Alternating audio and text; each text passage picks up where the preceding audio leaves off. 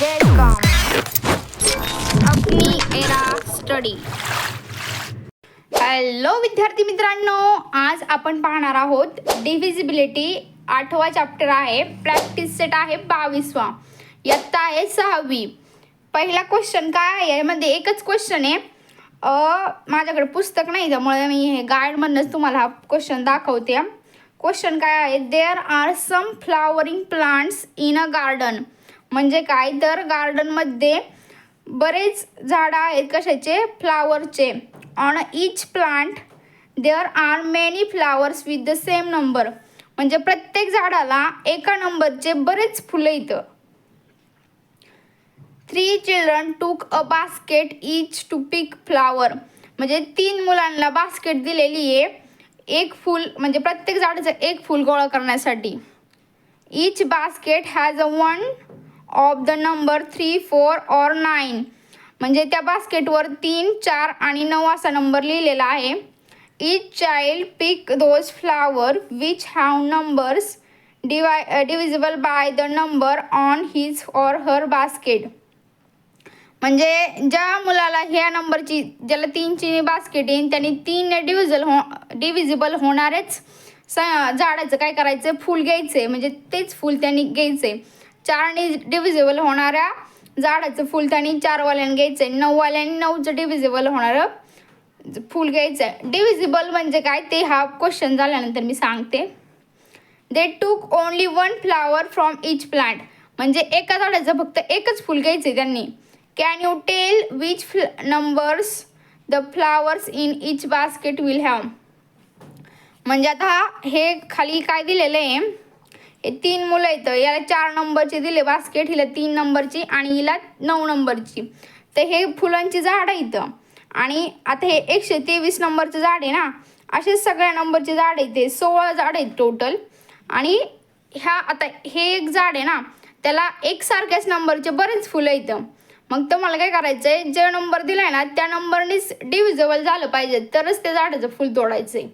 Divisible होत नसेल तर त्या झाडाचं फूल घ्यायचं नाही आहे. 9वाले डिव्हिजिबल होणारेच नंबर पकडायचे. 4वाल्याने 4वाले डिव्हिजिबल होणारेच नंबर पकडायचे. आणि 3वाल्याने 3वालेच डिव्हिजिबल होणारे नंबर पकडायचे. हे टोटल प्लांट्स किती इथं, हे टोटल प्लांट्स आहेत म्हणजे झाडे आहेत फ्लावरचे 16. तर आता आपण प्रॅक्टिस सेट सोडवूया, म्हणजे आपण शोधूया 3ने डिव्हिजिबल होणारे, 4ने डिव्हिजिबल होणारे आणि 9ने डिव्हिजिबल होणारे. आपण पहिलं पाहून घेऊया डिव्हिजिबिलिटी म्हणजे काय. डिव्हिजिबिलिटी म्हणजे काय, डिव्हिजिबिलिटी म्हणजे काय.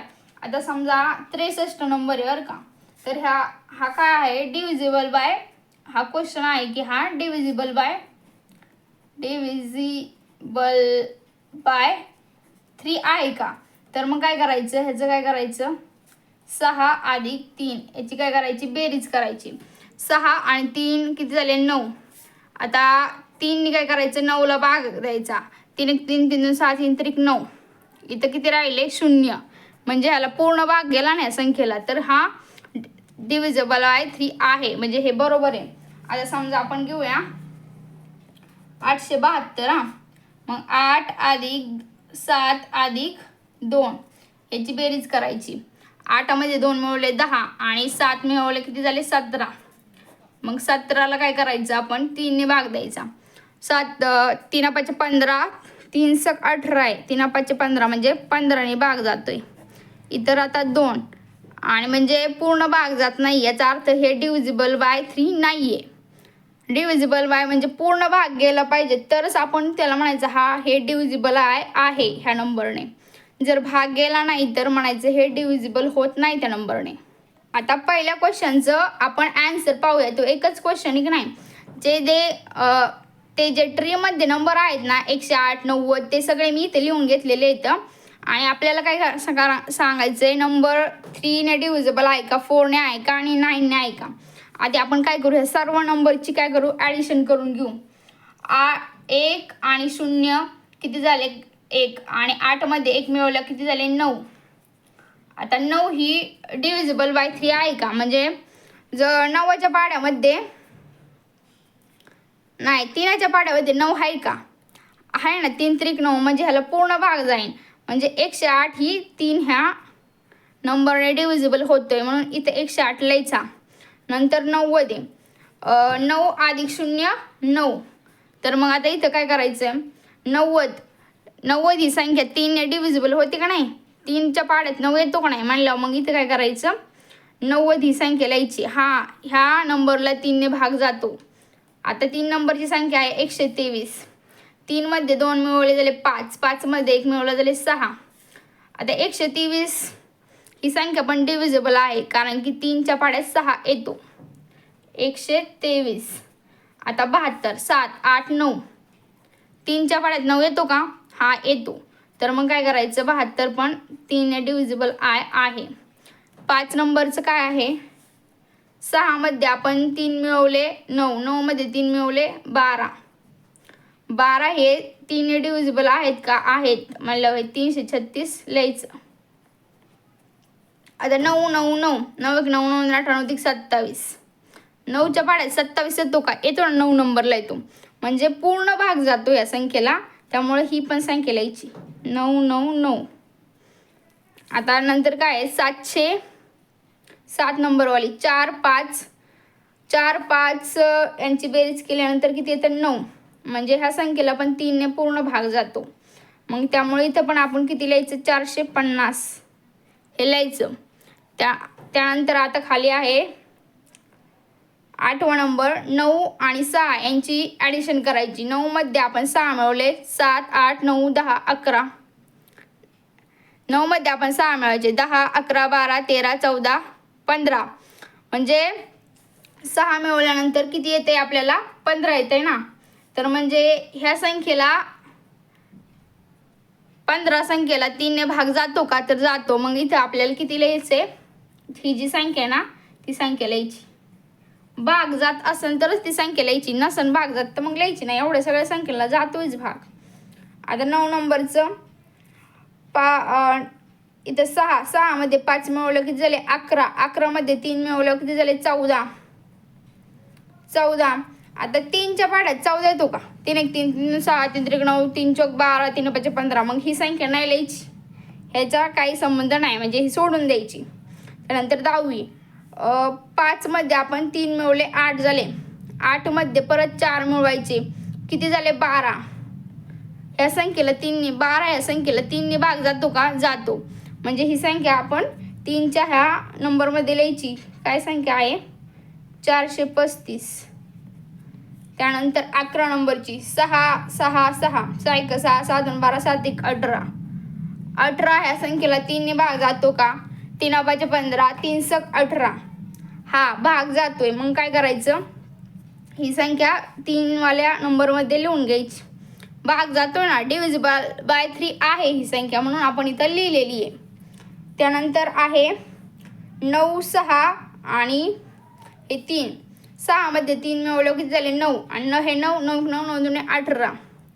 हा ही संख्या पण डिव्हिजिबल बाय 3 आहे. 3 6 9.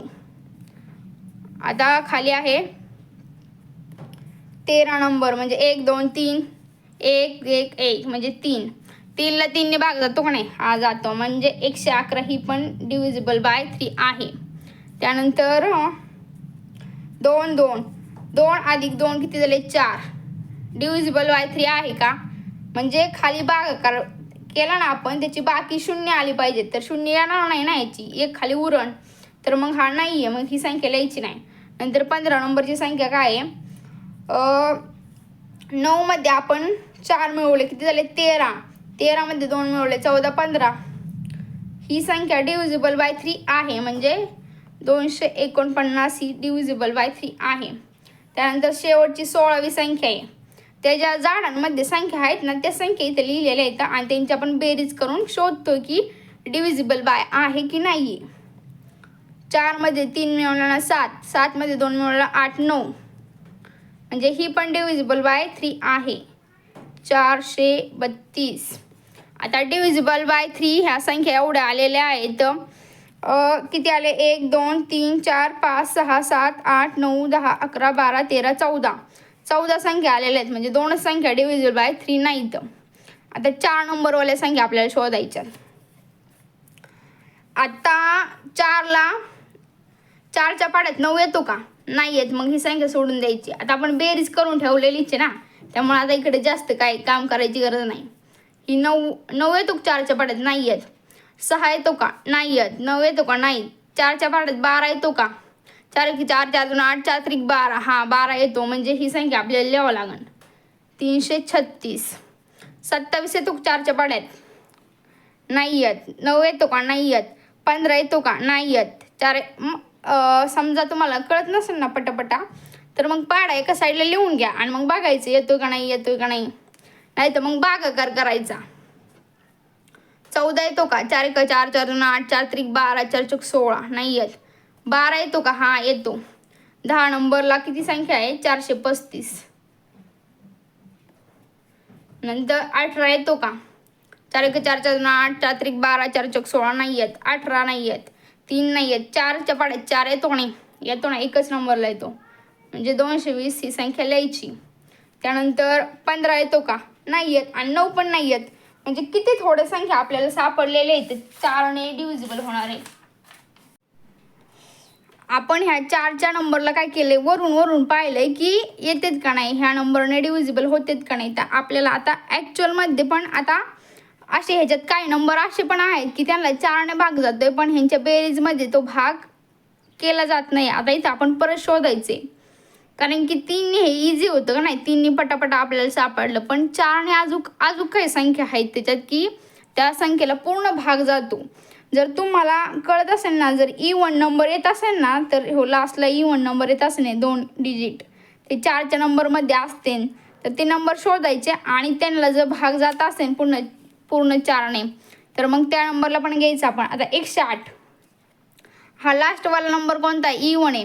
तर 108ला आपण करून बघूया बरं. 108ला 4ने, 4 1 4 4 2 8 4 2 8, इथं राहिले 2, हे आला 8 आला खाली. 4 25 4 24 4 7 28. पूर्ण भाग जातो का नाही, इथं बाकी राहिले 0. म्हणजे 108 पण डिव्हिजिबल बाय 4 आहे. 90ला जातो का? 90ला नाही जात. 123ला पण नाही जात. 36 हा 36ला 336 लिहिले ना आपण, हा लिहिले 999. 450ला पण नाही जात. 60 आहे इथं, म्हणजे 960 आहे. आता 960ला जातोय का? 960ला पण म्हणजे इवन नंबर आहे ना हा, तर 4ने देऊन बघू.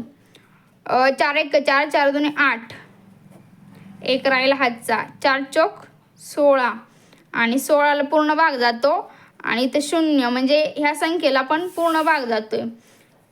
960 ही संख्या पण पूर्ण येते. आता 356 ही संख्या पण इवन आहे ना, ही 2 डिजिट हे मागचे 5 आणि 6, म्हणजे 6 ही समसंख्या आहे. तर ह्याला पण 356ला पण आपण देऊन बघूया. 356 भागिले 4.